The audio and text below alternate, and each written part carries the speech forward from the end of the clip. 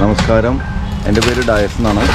ഞങ്ങളുടെ ഈ സ്ഥാപനം നിൽക്കുന്നത് തൃശ്ശൂർ കുന്നംകുളം റൂട്ടിൽ, അതായത് തൃശ്ശൂരിൽ നിന്ന് 18 കിലോമീറ്റർ, അതായത് തൃശ്ശൂരിൽ നിന്ന് വരുമ്പോൾ കേച്ചേരി കഴിഞ്ഞ് 2 കിലോമീറ്ററിൽ റൈറ്റ് സൈഡിൽ on the way to Kunnamkulam right സൈഡിൽ നയാര പെട്രോൾ പമ്പ് ഉണ്ട്. അതിന് ജസ്റ്റ് ഓപ്പോസിറ്റാണ് ഞങ്ങളുടെ സ്ഥലം. വളരെ അകലെന്ന് തന്നെ ഞങ്ങളുടെ ഈ റോട്ട് കാണാൻ പറ്റും, ഞങ്ങളുടെ ഈ സ്ഥാപനം കാണാൻ പറ്റും. രണ്ട് സൈഡിൽ നിന്ന് വരുമ്പോഴും ഒരു 100-200 മീറ്റർ അകലെന്ന് തന്നെ ഞങ്ങൾക്ക് എല്ലാവർക്കും ഈ on the way road, Thrissur Calicut റോഡാണത്. തൃശ്ശൂർ കുന്നംകുളം റോഡ്, തൃശ്ശൂർ ഗുരുവായൂർ റോഡ് എല്ലാം ഇതിനുപയോഗിക്കുന്ന റോഡാണ്. ആകെ ഈ റൂട്ടിൽ ഒരേ ഒരു നയാര പെട്രോൾ പമ്പുള്ളൂ. ആ നയാര പെട്രോൾ പമ്പിൻ്റെ ഓപ്പോസിറ്റാണ്, ഈ ജസ്റ്റ് ഓപ്പോസിറ്റാണ് ഈ സ്ഥാപനം നിലനിൽക്കുന്നത്. ചേട്ടാ, നമ്മുടെ ഈ ഒരു ഫാം തുടങ്ങിയിട്ട് ഇപ്പോൾ എത്ര നാളായിട്ടുണ്ടാവും? ഞങ്ങളിത് തുടങ്ങിയത് ജനുവരി 1-ാം തീയതിയാണ് തുടങ്ങിയത്. 2024 ജനുവരി 1-ാം തീയതി. ജനുവരി 1-ാം തീയതി അല്ലേ? ന്യൂ ഇയറിനോട് അനുബന്ധിച്ച്. അതെ അതെ, ന്യൂ ഇയർ ഞങ്ങളുടെ ഒരു ആഗ്രഹമായിരുന്നു 2024 ജനുവരി 1-ാം തീയതി തന്നെ തുടങ്ങണം എന്നുള്ളത്. ഞങ്ങളത് പ്രിപ്പയർ ചെയ്തു.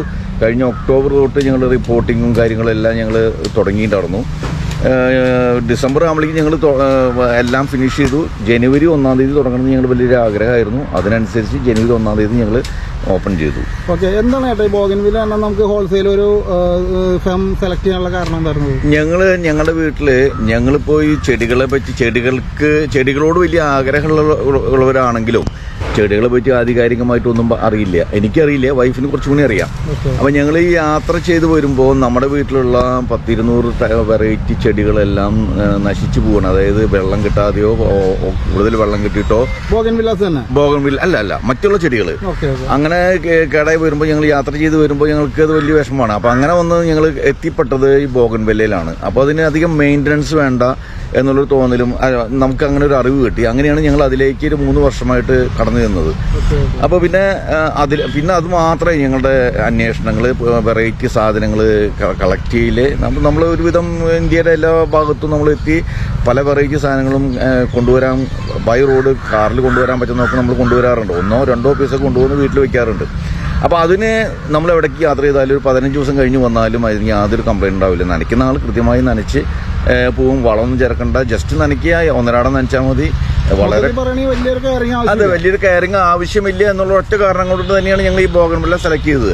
അപ്പോൾ പലരും ഇതേപോലെ ഞങ്ങൾ ഡിസ്കസ് ചെയ്തു. ഇപ്പോൾ പലർക്കും ആഗ്രഹം എന്ന് പറഞ്ഞാൽ പൂച്ചെടി കാണാനാണ് എല്ലാവർക്കും ആഗ്രഹം. ഇന്ന പൂവ് അല്ലെങ്കിൽ ഇന്ന ചെടി കാണുന്ന അവർക്ക് അങ്ങനെ ഒരു ചിന്തയില്ല. പൂ മതി എല്ലാവർക്കും കാണാനായിട്ട് അട്രാക്റ്റീവായിട്ടുള്ള പൂവ് വേണം. അപ്പോൾ ഇതിൽ ഞങ്ങൾ അന്വേഷിച്ചപ്പോൾ ഇതിൽ 200-ൽ പരം വെറൈറ്റികൾ എടുക്കുകയാണ്. നമുക്കൊന്നും അത് അറിയില്ലായിരുന്നു. ഞങ്ങൾ കണ്ടിട്ടുള്ള നാട്ടിൽ ആകെ 5 വെറൈറ്റി 6 വെറൈറ്റി ഒക്കെ കണ്ടിട്ടുള്ളൂ. പക്ഷെ ഇതിനെ അന്വേഷിച്ച് ചെന്നപ്പോഴാണ് നമ്മൾ ഇത്രയും വെറൈറ്റികൾ നമ്മൾ കണ്ടത്. അപ്പോൾ പിന്നെ നമ്മൾ വിചാരിച്ചെന്ന് വെച്ചാൽ ഇത് എല്ലാവർക്കും ഒരു ഇതായിരിക്കും, നല്ലൊരു താല്പര്യമുള്ളൊരു വിഷയമായതുകൊണ്ട് എല്ലാവരുടെ വീട്ടിലും പൂക്കൾ നിറഞ്ഞു നിൽക്കണം. ഒരു സീസൺ എന്ന് പറഞ്ഞു കഴിഞ്ഞാൽ നവംബർ ടു മെയ് വരെയാണ്. ഇത് പൂത്തൊലഞ്ഞ് ഫുള്ളായിട്ട് ഇങ്ങനെ നിൽക്കുമ്പോൾ കാണുന്നവർക്ക് ഭയങ്കര സന്തോഷവും ഭയങ്കര ഒരു ആഗ്രഹമാണ്. അങ്ങനെയാണ് ഞങ്ങൾ ഇതിലേക്ക് പ്രവേശിച്ചത്. പിന്നെ ഇതിൻ്റെ പ്രത്യേകത എന്താണെന്ന് വെച്ചാൽ മെയ് മാസം വരെയാണ് സീസൺ. ജൂൺ ജൂലൈ ഓഗസ്റ്റ് അൺസീസണാണ്. കാരണം ഹെവി റെയിൻ സമയത്ത് പൂക്കൾ കുറയും. അപ്പോൾ അങ്ങനെ വരുമ്പോൾ നമുക്ക് നമ്മുടേതായ കാര്യങ്ങളിലേക്ക് നമുക്കൊരു വെക്കേഷൻ വേണമല്ലോ. ഏതൊരു സംഭവത്തിലും ഒരു വെക്കേഷൻ വേണമല്ലോ. അപ്പോൾ ആ ഒരു വെക്കേഷൻ നമുക്ക് ഈ 3 മാസം കിട്ടും എന്നുള്ള ആ ഒരു ഇതിലാണ് നമ്മൾ ഇത് സെലക്ട് ചെയ്യാൻ കാരണം. കൂടുതൽ ചെടികളിലേക്ക് കടന്നു കയറാൻ പലരും പറയുന്നുണ്ടെങ്കിലും നമ്മൾ അങ്ങനെ ചെന്ന് കഴിഞ്ഞാൽ നമ്മൾ ഹറിബറിയാവും, നമ്മൾ ലൈഫ് തന്നെ നമുക്ക് നഷ്ടപ്പെടും. അപ്പോൾ അത് പാടില്ല. ലൈഫ് വേണം, എല്ലാം വേണം. ലൈഫും വേണം, എന്റർടൈൻമെന്റും വേണം, എൻജോയ്മെന്റും വേണം, എവറിത്തിങ്. അപ്പൊ അതുകൊണ്ട് ഇതിനോട് ബോഗൻവില്ലയിലേക്ക് വരാനുള്ള കാരണം. ചേട്ടനാണോ ചേച്ചിയാണോ ഇപ്പം ഏറ്റവും കൂടുതലായിട്ട്? അയ്യോ, ഞാനിതിലൊന്നുമല്ല. ഈ സ്ഥലം ഒരുക്കി കൊടുക്കുക എന്നുള്ള ഒരു ചടങ്ങ് മാത്രമേ എൻ്റെ ഉള്ളൂ.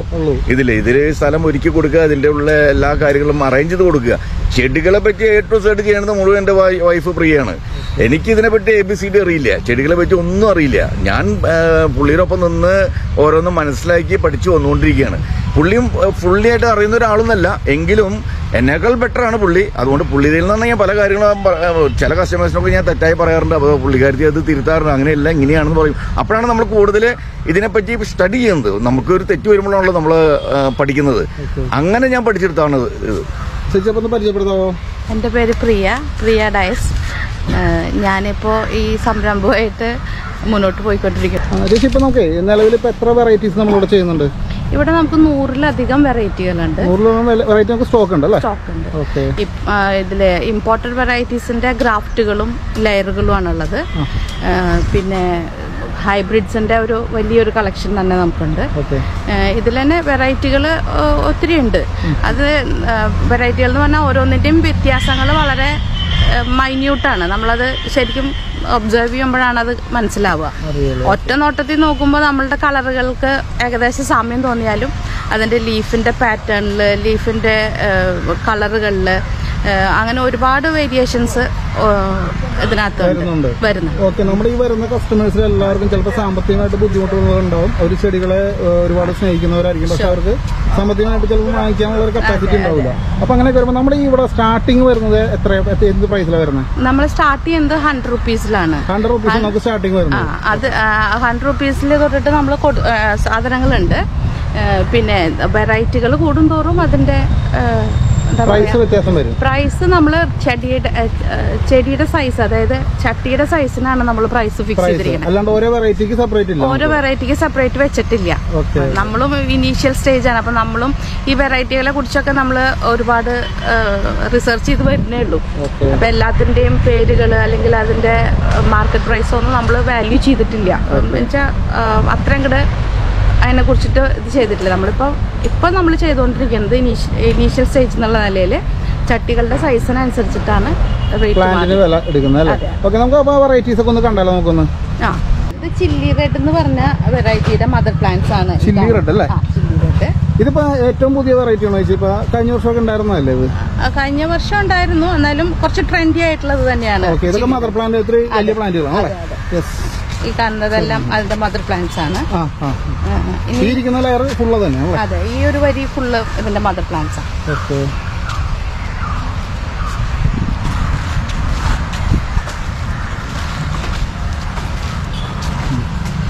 ഇത് ബ്ലൂബെറി ഐസ് എന്ന് പറയുന്ന ബ്ലൂബെറി ഐസ് അല്ലേ?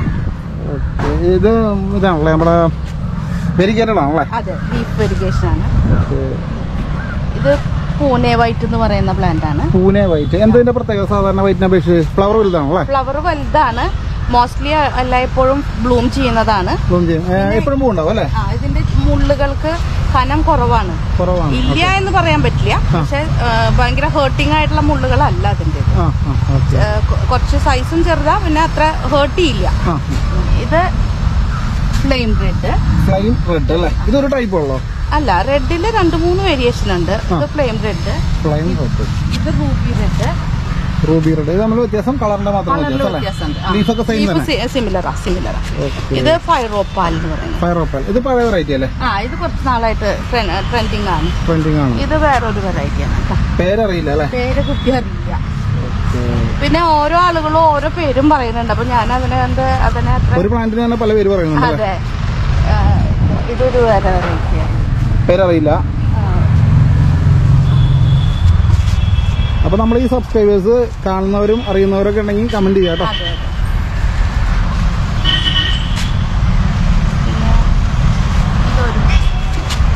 ഇത് ഈ പുതിയത് വന്നിരിക്കുന്നല്ലേ? എന്റെ പേരറിയില്ല അല്ലേ? പേര് എനിക്ക് കേൾക്കുന്നത് ഈ ചൈനീസ് ലാൻഡ്രോൺ എന്ന് പറയുന്നതിന്റെ വെരിഗേറ്റഡ് ആണ്. ആണെന്നാണ് ഇതുവരെ എനിക്ക് കിട്ടിയിട്ടുള്ള ഇൻഫർമേഷൻ. ഞാനത് ആധികാരികമായിട്ട് പറയാൻ ആഗ്രഹിക്കുന്നില്ല. ഇത് ചില്ലി ഐസ്ക്രീം. ചില്ലി ഐസ്ക്രീം ഒരു ടൈപ്പ് ഉള്ളോ? ശരിക്കും അതെ, ചില്ലി ഐസ്ക്രീം ഒരെണ്ണുള്ളൂ. ഫ്ലവർ ഭയങ്കര ചെറുതായിട്ട് തോന്നുന്നു. അതെ, ചെറുതാണ്, പക്ഷെ നല്ലപോലെ ബ്ലൂം ചെയ്യണ്ട. ഇതൊരു വെറൈറ്റിയാണ്. ഇതിന്റെ പേര് കൃത്യം എനിക്കറിയില്ല. പേരറിയില്ല. ഇത് ചോക്ലേറ്റ് ബ്രൗൺ എന്ന് പറയുന്ന. Chocolate brown. ചോക്ലേറ്റ്.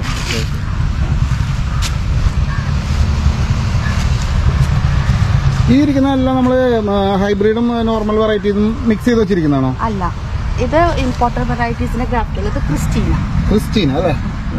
റെഡില് അത്യാവശ്യം സ്പോട്ട് വരുന്നത് അല്ലേ? ഇത് തായ് ഡിലൈറ്റ് എന്നാണ് എനിക്ക് അറിഞ്ഞത്. പിന്നെ വേറെയും പേര് പറയുന്നത് ഞാൻ ശ്രദ്ധിച്ചറിഞ്ഞു. ഇതിന്റെ ഒരു മെയിൻ പ്രത്യേകത ലീഫാണല്ലേ? ലീഫ് ഒരു ആഷ് കളറാണ്, ഫ്ലവറിന് ഒരു ലേശം പീച്ച് കളറ്. ഇതെല്ലാം അതും സെയിം തന്നെ അല്ലേ? ഇത് തിമ്മയുടെ ഒരു വെറൈറ്റിയാണ്.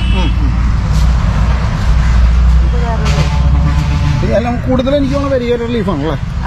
വെരിഗേഷൻ ലീഫിന് വരുന്നുണ്ട് ഇതില്. ഇത് വരുന്നത് പേരറിയില്ല. അയ്യോ, വൈറ്റ് നമ്മൾ പറഞ്ഞില്ലേ? അല്ലെങ്കിൽ ഈ 200 വെറൈറ്റി എന്നൊക്കെ പറയുമ്പോൾ നമ്മള് ബുദ്ധിമുട്ടാണ് അല്ലേ? അല്ല, ആ ബ്ലൂബെറി ഐസ് പറഞ്ഞില്ലേ? അല്ല, പേര് ഞാൻ പറഞ്ഞു. കീഴടങ്ങി. ഇത് ചൈനീസ് ലാൻറ്റേൺ എന്ന് പറയുന്നുണ്ട്, റെഡ് ട്വിസ്റ്റർ എന്ന് പറയുന്നുണ്ട്, പിന്നെ താങ്ലോങ് എന്നും പറയുന്നുണ്ട്. പക്ഷെ ഏതാണ് അതിന്റെ കറക്റ്റ് ഐഡിയ എന്ന് വെച്ചാൽ എനിക്ക് ചുറ്റും പറയാൻ അറിയില്ല. ഇതൊരു സ്പൈഡർ എന്ന് പറഞ്ഞ സ്പൈഡറിനും ബട്ടർഫ്ലൈ എന്നും പറയുന്നില്ല.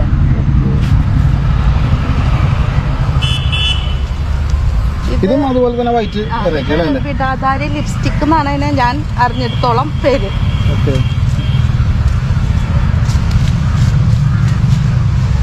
ഇത് വേറൊരു വൈറ്റിന്റെ വെറൈറ്റി ആണ്. വൈറ്റ് ആണ് മറ്റൊരു വെറൈറ്റി അല്ലേ? ഇനി ഇത് ട്രൈ കളർ എന്ന് പറഞ്ഞ വെറൈറ്റി. ട്രൈ കളർ ഇത് പഴയ വെറൈറ്റി അല്ലേ? കുറച്ചായിട്ട്. ജപ്പാൻ സിൽക്ക് എന്നാണ് ഞാൻ ഐഡി സെർച്ച് ചെയ്തപ്പോ എനിക്ക് മനസ്സിലായി. ജപ്പാൻ സിൽക്ക് അല്ലേ? എങ്ങനെ ഈ പ്ലാന്റ് ഒരുപാട് വലുതാവോ? ഇല്ല, ഈ ചെടികൾ ഒത്തിരി വലുതായി പോകുന്നതല്ല, അതേസമയം ഒരുപാട് ചെറുതല്ല. നമ്മൾ മെയിൻറ്റെയിൻ ചെയ്യണം. അതായത് അതിന്റെ കൂമ്പുകൾ നുള്ള അതേപോലെ വരുന്ന അല്ല, കുഞ്ഞു കൂമ്പുകൾ നുള്ളുമ്പോഴേ കൂടുതൽ ബ്രാഞ്ച് വരും, ബ്രാഞ്ചും ഫ്ലവറും വരും. അതെ അതെ, അതാണ് നമ്മൾ ചെയ്യുന്ന ഇവിടുത്തെ ടെക്നിക്ക്. ഇത് ആ ടാങ്ലോങ് റെഡ് ട്വിസ്റ്റർ എന്നൊക്കെ പറഞ്ഞില്ലേ? അല്ല, കുറച്ചായിട്ടുണ്ടാവണം അത്. ഇതിന്റെ വേറെ കളറാണ് ഇപ്പോഴത്തെ പുതിയതെന്ന് പറയുന്നത്. അതിന്റെ തന്നെ പീച്ച് ഉണ്ട്. ഇത് ടാങ്ലോങ്.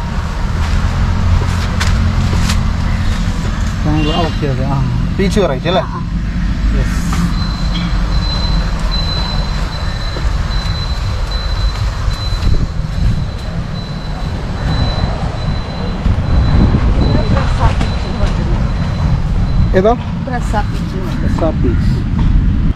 ഇതൊരു ഫാസ്റ്റ് മൂവിംഗ് ആയിട്ടുള്ള ഒരു വെറൈറ്റിയാണ്. ഇതിന്റെ ഫ്ലവേഴ്സ് ഒറ്റയ്ക്കല്ല, വളരെ ക്ലസ്റ്റർ ചെയ്തിട്ടാണ് അതിന്റെ പൂക്കൾ വരുന്നത്. ഇതൊരു നല്ല ഭംഗിയുള്ള, കോമൺ ആയിട്ട് എല്ലാവരും വന്ന് ചോദിക്കുന്ന ഒരു. അതെ അതെ, ഇതിന്റെ സ്റ്റോക്കും ഓൾമോസ്റ്റ് തീർന്നു. പേരെനിക്കറിയില്ല. അറിയുന്നവരൊന്ന് കമന്റ് ചെയ്യാം കേട്ടോ. പിങ്ക് പാച്ച് എന്ന് പറഞ്ഞൊരു പിങ്ക് പാച്ച് അല്ലേ? Variegated leaf. അതെ. നമ്മളിപ്പോ കണ്ടേ എനിക്ക് ഏകദേശം വൈറ്റ് ആണ് വെറൈറ്റി കൂടുതൽ. വൈറ്റ് മാത്രല്ല, എല്ലാ കളേഴ്സിലും വരുന്നുണ്ട്. അതിന്റെ വേരിയേഷൻ വളരെ ചെറുതാണ്. അതാണ് ഇവന്റെ. ചില്ലിയിൽ തന്നെ യെല്ലോ ഉണ്ട്, റെഡ് ഉണ്ട്, പിന്നെ ഫ്ലെയിം റെഡില് ഫ്ലെയിം റെഡ് ഉണ്ട്, പൈറോപ്പാല് ഫ്ലെയിം റെഡ്, റൂബി റെഡ്. അത് മൂന്നും ഓൾമോസ്റ്റ് സിമിലർ ആയിട്ട് ലീഫിന്റെ പാറ്റേണും ഫ്ലവറിന്റെ പാറ്റേണും വരുന്നതാണ്. പിന്നെ ചില്ലിയിൽ യെല്ലോയും റെഡും ഒരുപോലെ തന്നെ ഫ്ലവറിന്റെയും ലീഫിന്റെയും പാറ്റേൺ വരുന്നതാണ്. അതുപോലെ ഈ ചൈനീസ് ലാൻറ്റേൺ എന്ന് പറയുന്നതിൽ ഇനി ഒരു മഞ്ഞുണ്ട്, അത് ഞാൻ മദർ പ്ലാന്റിന് വേണ്ടി മാറ്റി വെച്ചിരിക്കുന്നതാണ്. അതിൽ തന്നെ 3 കളേഴ്സ് വരുന്നുണ്ട്. പിന്നെ ഒരു വെരിഗേറ്റഡും വരുന്നുണ്ട്. പിന്നെ അങ്ങനെ വേരിയേഷൻസ് എന്താ പറയാ, വളരെ മൈന്യൂട്ടാണ്. ചില ചെടികൾ നമ്മൾ സൂക്ഷിച്ച് നോക്കിയാൽ മാത്രമേ കാണുള്ളൂ. ചെറിയ മൈന്യൂട്ട് ആയിട്ടുള്ള വേരിയേഷൻസ് ആണ് ഓരോന്ന്. ഈ പറയുന്ന ചെടിയും ചില്ലി ഐസ്ക്രീമും തമ്മിൽ ഒരു സാമ്യമുണ്ട്. ഇത് വലിയ പൂക്കളാണ്, വലിയ പൂക്കളും വലിയ ചെടിയാണ്. ചില്ലി ഐസ്ക്രീം എന്ന് പറയുന്നതിന്റെ പൂക്കള് ചെറുതാണ്, ഇല ചെറുതാണ്, ചെടി ഒരുപാട് വലുതാവില്ല, ഒരു മീഡിയം ടൈപ്പ് ഒക്കെ ആവുള്ളൂ. ഇതിനെ വേണമെങ്കിൽ നമുക്ക് കുറച്ചുകൂടി ഉയരത്തിൽ ആറ്റത്തൊക്കെ നിൽക്കുന്നുണ്ട്, അതിന്റെ വലിയ ചെടികൾ നിൽക്കുന്നുണ്ട്. ഇതെന്തോ ചെറി ബ്ലോസം എന്നോ മറ്റാണ് അതിനെ കണ്ടത്. സെർച്ച് ചെയ്ത് നോക്കിയപ്പോ കണ്ടത് അതാണ്. ഓക്കെ, അപ്പൊ നമുക്ക് ഈ പറഞ്ഞ യഥാർത്ഥം പറഞ്ഞ എല്ലാ പ്ലാന്റും നമുക്ക് വലുതാക്കി എടുക്കാൻ പറ്റില്ല. ഈ ഇമ്പോർട്ടഡ് വെറൈറ്റീസ് വലുതാവുന്നതിൽ ഒരു ലിമിറ്റ് ഉണ്ട്. ഒരു മീഡിയം ടൈപ്പ് ഒക്കെ വളരുള്ളൂ. ഒരു ആവറേജ് ഹൈറ്റ് ഒക്കെ അതിന് വരുള്ളൂ. ബാക്കിയുള്ളത് ഹൈബ്രിഡ്സ് ആയാലും നാടൻ വെറൈറ്റി ആയാലും നമുക്ക് ഉയരത്തിലേക്ക് പോവോ, അതിനെ മെയിൻറ്റെയിൻ ചെയ്തനുസരിച്ചിട്ട് അതിന്റെ ഹൈറ്റും ഇതൊക്കെ നമുക്ക് അഡ്ജസ്റ്റ് ചെയ്യാം. അങ്ങനെ ചെയ്യാം.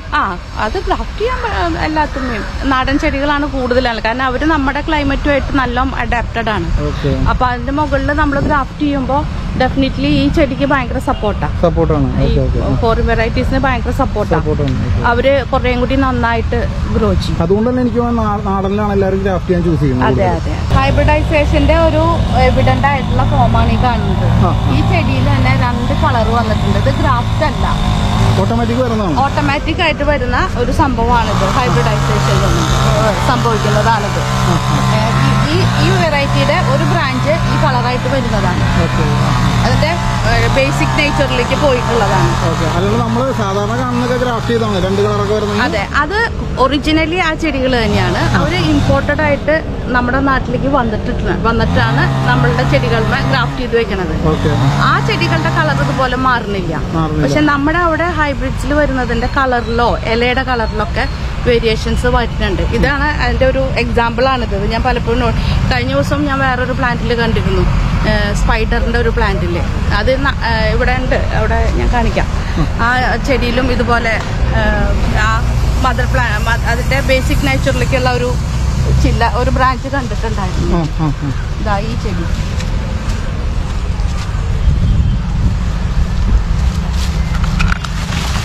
ഈ ചെടി ഫ്ലെയിം റെഡ് അല്ലേ? അല്ല, ഇത് സ്പൈഡർ ബട്ടർഫ്ലൈ എന്നൊക്കെ പറയുന്നത്. അതിന്റെ ഒരു ബ്രാഞ്ച് ഇതുപോലെ വേറൊരു കളറിൽ വന്നിട്ടുണ്ടായിരുന്നു. ഇത് ഹൈബ്രിഡൈസേഷന്റെ എക്സാമ്പിൾസ് എന്ന് പറയാം നമുക്ക്. അങ്ങനെയാണ് ഇത് സംഭവിക്കുന്നത്. ഇതിനൊക്കെ നമ്മളെ മെയിൻ ആയിട്ട് കൊടുക്കുന്നത്, അതായത് ഒരു കോമൺ ആയിട്ട് കൊടുക്കുന്ന ഫെർട്ടിലൈസർ നമ്മൾ എന്താ ചെയ്യേണ്ടതിന്? ഈ ബോഗൻവില്ലകൾക്ക് ചൂടാണ് കൂടുതൽ ഇഷ്ടം, സൺലൈറ്റും അതുപോലെ തന്നെ നമ്മൾ കൊടുക്കുന്ന വളങ്ങളും ചൂടുള്ളതായിരിക്കണം. അതിന് മെയിൻലി നമ്മൾ ഉപയോഗിക്കുന്നതും റെക്കമെൻഡ് ചെയ്യുന്നതും കോഴിക്കാഷ്ടം, ആട്ടിൻ കാഷ്ടം, മുയൽ കാഷ്ടം, പിന്നെ അതിന്റെ കൂടെ കുറച്ച് എല്ലുപൊടി, കുറച്ച് വേപ്പ് പിണ്ണാക്കും. അതാണ്. എല്ലുപൊടിയുടെ ഒക്കെ അളവ് വളരെ കുറവാണ് കേട്ടോ. അത് ചേർത്തിട്ടുള്ള മിക്സ് ആണ് നമ്മൾ ഇതിന്റെ പോട്ടി മിക്സിൽ ചേർത്തിരിക്കുന്നത്. ഇത് നമ്മൾ നോർമൽ വെറൈറ്റിക്കും ഹൈബ്രിഡ്സിനും സെയിം തന്നെയാണ് കൊടുക്കുന്നത്? അതെ, നമ്മളിവിടെ കൊടുക്കുന്നത് സെയിമാണ്. പിന്നീട് ഒരു 3 വീക്സ് 4 വീക്സിന്റെ ഉള്ളിലായിട്ട് നമ്മൾ ഇത് റിപ്പീറ്റ് ചെയ്തിട്ട് കൊടുക്കുന്നുണ്ട്. അതുപോലെ തന്നെ ഒരു 2 മാസം അല്ലെങ്കിൽ 3 മാസം ആ ഒരു ഗ്യാപ്പില് നമ്മൾ ഒരു പിഞ്ച് ഫാക്ടംബോസ് 2020 കൊടുക്കും. നമ്മൾ വേപ്പിമിണ്ണാക്ക് ഉപയോഗിക്കുന്ന മെയിനായിട്ട് കീടനാശിനികൾ. അതെ അതെ അതെ, അതാണ് അതിന്റെ മെയിൻ യൂസേജ്. അതാണ് എല്ലുപൊടി ഇതും ഫെർട്ടിലൈസ് ചെയ്യാനാണ്, അതായത് മണ്ണിനെ എൻറിച്ച് ചെയ്യാനുള്ളതാണ്. ഫാക്ടംബോസ് ആക്ച്വലി കളർ എൻഹാൻസ്മെന്റ് ആണ് അതിന്റെ മെയിൻ ആയിട്ടുള്ള പോയിന്റ് ഓഫ് വ്യൂ. പിന്നെ അതിന് ഗ്രോത്തിനെയും ഇമ്പാക്ട് ചെയ്യുന്നുണ്ടായിരിക്കണം. അതുകൊണ്ടാണല്ലോ അത് ഇത്രയും നന്നായിട്ട് വരുന്നത്. തീർച്ചയായിട്ടും. അല്ലാണ്ട് നമ്മൾ NPK അങ്ങനത്തെ രാസവളങ്ങൾ വേറെ നമ്മൾ ഉപയോഗിച്ചിട്ടില്ല. പലരും അത് പറയുന്നുണ്ട്, പക്ഷെ എനിക്ക് പേടിയായിട്ടാണ്. അതെന്ന് വെച്ചാൽ ഒരിക്കൽ ഞാൻ വീട്ടിൽ ചെയ്തപ്പോൾ എൻ്റെ ഒരു ചെടി നാശമായി. അതുകൊണ്ട് എനിക്ക് പേടിയായി NPK യൂസ് ചെയ്യാനായിട്ട്. പിന്നെ ഞാൻ ഉപയോഗിച്ചിട്ടില്ല വീട്ടില്. ഇപ്പോഴല്ല, ഇതിനകത്തല്ല, വീട്ടിൽ ചെയ്ത ചെടികളിൽ. പിന്നെ എനിക്കതൊരു ഇതായി. ചിലപ്പോൾ ഞാൻ ഉപയോഗിച്ചതിട്ട് തെറ്റാവാം, അല്ലെങ്കിൽ ഞാനത് ഉപയോഗിച്ച രീതിയിലുള്ള എന്തെങ്കിലും മിസ്റ്റേക്ക് ആയിരിക്കാം. പലരും അത് എന്നെ അഡ്വൈസ് ചെയ്യുന്നുണ്ട്. അതായത് വരുന്ന കസ്റ്റമേഴ്സ് തന്നെ പറയുന്നുണ്ട് NPK ആണ് കുറേ കൂടെ ബെറ്റർ എന്ന്. അത് ഓരോരുത്തരുടെയും സ്കില്ലാണ്, ഗാർഡനിങ് സ്കിൽ എന്ന് പറയില്ലേ. ഓരോ ആളുകളും ഓരോന്നിൽ നല്ല പ്രാവീണ്യമുള്ള ആളുകളാണ്. എന്നേക്കാൾ കൂടുതൽ ഗാർഡനിങ് ചെയ്ത ആളുകളായിരിക്കും. കാരണം ഞാൻ നാട്ടിൽ വന്നിട്ട് 5 വർഷമായുള്ളൂ. അപ്പം എൻ്റെ എക്സ്പീരിയൻസ് നാട്ടിൽ ചെടികളെ നോക്കിയിട്ട് 5 വർഷമേ ഉള്ളൂ. മറ്റുള്ള ആളുകൾ വർഷങ്ങളായി നാട്ടിൽ നിന്ന് അവരവരുടെ ചെടികളിലെയും തോട്ടത്തിനെയും ഒക്കെ അത്രമാത്രം പരിപാലിക്കുന്ന ആളുകൾക്ക് അവരുടെ സ്കില്ലുണ്ട്. ആ ഒരു സ്കില്ലില് അവർക്ക് ഞാൻ ഉപയോഗിക്കുന്നില്ല. അതെനിക്ക് പേടിയായിട്ടാണ് സത്യത്തിൽ. കാരണം നമ്മളിപ്പോ ഈ ഗാർഡനിൽ വാങ്ങിച്ചിട്ട് പോയി കഴിഞ്ഞാലും ഫ്ലവർ ചെയ്യണില്ല എന്ന് പറഞ്ഞാൽ കോമൺ ആയിട്ട് എല്ലാവരും പറയുന്ന ഒരു കേസാണ്. അതിന് 2 റീസണാണ് ഞാൻ മെയിനായിട്ട് അവരോട് ചോദിക്കുമ്പോൾ മനസ്സിലായത്. പലരും എന്നോട് ഇതേ സംഭവം തന്നെ പറയണേ. അവര് തണലുള്ള ഭാഗങ്ങളിലാണ് ചെടി നടുന്നത് അല്ലെങ്കിൽ വെക്കുന്നത്. പോട്ടിലാണെങ്കിൽ വെക്കുന്നത് അല്ലെങ്കിൽ നട്ടുവെക്കുന്നത് തണലുള്ള ഭാഗത്താണ്. രണ്ടാമത് അവർ ധാരാളം വെള്ളം, 2 നേരം വെള്ളം ഒഴിക്കുക, അല്ലെങ്കിൽ വെള്ളത്തിന്റെ അളവ് കൂടുതലാണ് കൊടുക്കുന്നത്. ഈ 2 റീസണും ഈ കടലാസ് പൂവിനെ സംബന്ധിച്ച് നല്ലതല്ല. അതിന് വെള്ളം കുറവും വെയില് ധാരാളമാണ് വേണ്ടത്. നമുക്കിവിടെ ഒരു ഷെയ്ഡും ഇല്ലാത്ത വെയിലാണ് ഇവിടെ കിട്ടുന്നത്. അതാണ് ഇതിന്റെ ബ്ലൂമിങ്ങിന്റെ ഏറ്റവും ഇമ്പോർട്ടന്റ് ആയിട്ടുള്ള കാര്യം. ഈ 2 കാര്യങ്ങളും ചെയ്യുകയാണെങ്കിൽ ഒരു പരിധി വരെ ഇത് ഓവർകം ചെയ്യാമെന്നാണ് എൻ്റെ ഒരു വിശ്വാസം. കാരണം നമ്മളിതൊക്കെ വെക്കുമ്പോൾ വെറും കമ്പുകളായിരുന്നു. ഒക്ടോബറിൽ നമ്മൾ പ്ലാന്റ് ചെയ്യുമ്പോൾ വെറും കമ്പുകൾ മാത്രമാണ് വെച്ചിരുന്നത്. ആ കമ്പുകളിൽ നിന്ന് ഇത്രയും ഗ്രോത്ത് കിട്ടിയത് വെയിലും നമ്മളുടെ ആ പരിചരണ രീതി തന്നെയാണെന്നാണ് എന്റെ വിശ്വാസം. അതുകൊണ്ട് ഒരിക്കലല്ല, ആക്ച്വലി ഇതിന്റെ വെള്ളം നനയ്ക്കുമ്പോൾ ആ മണ്ണ് നനയാനുള്ള വെള്ളം ഒഴിക്കാൻ പാടുള്ളൂ. പലരും അത് ആ ചട്ടി നിറയുന്ന അത്രയും വെള്ളം ഒഴിച്ചു വെക്കും. അപ്പൊ സത്യത്തിൽ സംഭവിക്കുന്നത് എന്താ വെച്ചാല് അതിനകത്തുള്ള മാന്യൂർ മുഴുവൻ ഈ വെള്ളത്തിൽ കൂടെ ഒലിച്ച് താഴേക്ക് പോവാണ്. അതെ, അത് പലരും അത് നോട്ടീസ് ചെയ്യണില്ല എന്നാണ് എനിക്ക് നമ്മൾ കസ്റ്റമേഴ്സായിട്ട് സംസാരിക്കുമ്പോൾ മനസ്സിലാവണേ. ധാരാളം വെള്ളം ഒഴിക്കുന്നതാണ് എല്ലാവരും പറയണേ. അപ്പൊ ഞാൻ അവരുടെ അടുത്ത് പറയുന്നത് ചട്ടിയിലെ മണ്ണ് നനയണം, താഴേക്ക് വെള്ളം ഒഴുകി പോവാൻ അനുവദിക്കാതിരിക്കുക. അതെ, അപ്പൊ ആ മാന്യൂർ മുഴുവൻ ചെടിക്ക് കിട്ടുകയും ചെയ്യും. അത് ചെടിയിലെ അതിന്റെ ഗ്രോത്ത് നമുക്ക് കാണാനും പറ്റും. പിന്നെ സൂര്യപ്രകാശം വളരെ ഇമ്പോർട്ടന്റ് ആണ് ഇതിനകത്ത്. എത്രയും സൂര്യപ്രകാശം കിട്ടണോ അത്രയും ബ്ലൂമിങ് കൂടി നിൽക്കും. പിന്നെ നനയ്ക്കുമ്പോൾ നമ്മൾ മുകളിലൂടെ സ്പ്രേ ചെയ്ത് നനയ്ക്കാതിരിക്കുകയാണെങ്കിൽ ഇതിന്റെ ഡ്യൂറബിലിറ്റി കൂടും, പൂവും ഇലയും കൊഴിയാതിരിക്കും. അതെ അതെ. അപ്പൊ നമ്മൾ ഈ വളം ചെടിക്ക് അപ്ലൈ ചെയ്യുന്ന രീതി ഒന്ന് എക്സ്പ്ലെയിൻ ചെയ്യാവോ? വളം ഇടുന്നതിന് മുൻപാണ് ചെടി നനയ്ക്കേണ്ടത്. സാമാന്യം നല്ലപോലെ നനച്ച് അതിൻ്റെ ചട്ടിയുടെ സൈഡിലായിട്ട് അല്ലെങ്കിൽ വേരിൽ നിന്ന് ചെടിയുടെ കടഭാഗത്തു നിന്ന് കുറച്ച് നീങ്ങിയിട്ടാണ് വളം വെക്കേണ്ടത്. അതിങ്ങനെ വെറുതെ വെച്ചാലും മതി, വെറുതെ ഒരു പോയിന്റിൽ വെച്ചാലും മതി. എന്നിട്ട് അടുത്ത ദിവസം നനയ്ക്കുമ്പോഴേക്കും ഈ വെള്ളത്തിൻ്റെ നനവുകൊണ്ട് അത് കുതിർന്ന് ഒലിച്ചു പോവാത്ത പോലെ ആയിട്ടുണ്ടാവും. എന്നിട്ട് അത് സ്ലോലി അത് മണ്ണിലേക്കാണത് ഇറങ്ങിച്ചെല്ലുക. അതേസമയം നമ്മൾ വളം വെച്ചിട്ട് നനയ്ക്കുകയാണെങ്കിൽ അത് മുഴുവൻ കടക്കിലേക്കാണ് അത് അടിഞ്ഞു കൂടുക. അപ്പൊ അത് ചിലപ്പോൾ കടഭാഗത്തിനെ എഫക്റ്റ് ചെയ്തേക്കാം. എല്ലാം നാശമാവണമെന്നല്ല, ചിലപ്പോൾ അതിനൊരു പോസിബിലിറ്റി ഉണ്ട്. അതുകൊണ്ട് നമുക്ക് ഏറ്റവും ബെറ്റർ ആയിട്ടുള്ളത് നനച്ചതിന് ശേഷം ഈ വളം കടക്കിൽ നിന്ന് കുറച്ച് നീക്കി വെക്കുക. അപ്പൊ അത് താഴേക്കായിരിക്കും പിന്നെ നനയ്ക്കുമ്പോൾ. അതും ഓവറായിട്ട് നനയ്ക്കാതെ ചട്ടി ആ മണ്ണ് ഫുള്ള് നനയുന്ന ഒരു അത്രയും വെള്ളം കൊടുക്കും. വെള്ളം താഴേക്ക് ഒഴുകി അധികം പോവാതിരിക്കാൻ ശ്രമിക്കും. നമ്മൾ ഈ ചട്ടിയിൽ നടുന്നതും അതേപോലെ പുറത്തിടുന്ന നമ്മൾ ഡിഫറൻസ് എന്താ പറയുന്നത്? പുറത്തിടുമ്പോൾ എനിക്ക് ചെടി ഓവറായിട്ട് വളരുന്നതാണല്ലേ? പുറത്ത് നടുമ്പോൾ നമ്മൾ ശ്രദ്ധിക്കേണ്ട കാര്യമാണ് വെയില്, അതുപോലെ മണ്ണ് കട്ട പിടിക്കുകയും വെള്ളം കെട്ടി നിൽക്കുകയും ചെയ്യാത്ത സ്ഥലം. അങ്ങനെ ഈ 2-3 കാര്യങ്ങൾ വളരെ ഇമ്പോർട്ടൻ്റ് ആണ് പുറത്ത് നടുമ്പോൾ. ഇത് രണ്ടും നമ്മൾ കെയർ ചെയ്തില്ലെങ്കിൽ ചെടിക്കല്ല കുഴപ്പം, ചെടി ഇങ്ങനെ വളർന്ന് ഉയരത്തിൽ അങ്ങ് ധാരാളം പോകും. അതായത് സൂര്യപ്രകാശം അന്വേഷിച്ചിട്ട് ചെടിയുടെ ഹൈറ്റ് ഒരുപാട് കയറിപ്പോവും.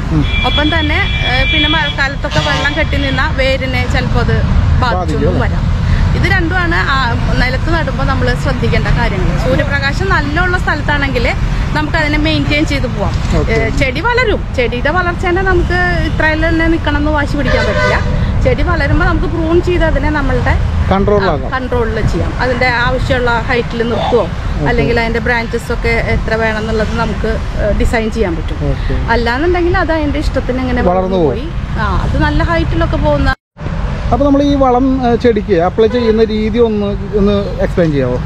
വളം ഇടുന്നതിന് മുൻപാണ് ചെടി നനയ്ക്കേണ്ടത്.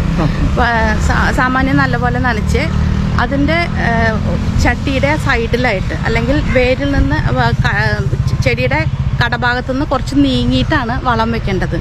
അതിങ്ങനെ വെറുതെ വെച്ചാലും മതി, വെറുതെ ഒരു പോയിന്റിൽ വെച്ചാലും മതി.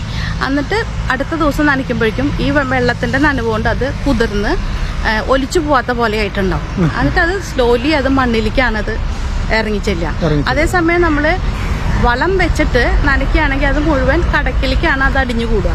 അപ്പൊ അത് ചിലപ്പോൾ കടഭാഗത്തിനെ എഫക്റ്റ് ചെയ്തേക്കാം. എല്ലാം നാശമാവണമെന്നല്ല, ചിലപ്പോൾ അതിനൊരു പോസിബിലിറ്റി ഉണ്ട്. അതുകൊണ്ട് നമുക്ക് ഏറ്റവും ബെറ്റർ ആയിട്ടുള്ളത് നനച്ചതിന് ശേഷം ഈ വളം കടക്കിൽ നിന്ന് കുറച്ച് നീക്കി വെക്കുക.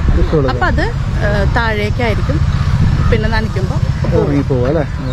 അതും ഓവറായിട്ട് നനയ്ക്കാതെ ചട്ടി ആ മണ്ണ് ഫുള്ള് നനയുന്ന ഒരു അത്രയും വെള്ളം കൊടുക്കും. വെള്ളം താഴേക്ക് ഒഴുകി അധികം പോവാതിരിക്കാൻ ശ്രമിക്കും. നമ്മൾ ഈ ചട്ടിയിൽ നടുന്നതും അതേപോലെ പുറത്തിടുന്ന നമ്മൾ ഡിഫറൻസ് എന്താ പറയുന്നത്? പുറത്തിടുമ്പോൾ എനിക്ക് ചെടി ഓവറായിട്ട് വളരുന്നതാണല്ലേ?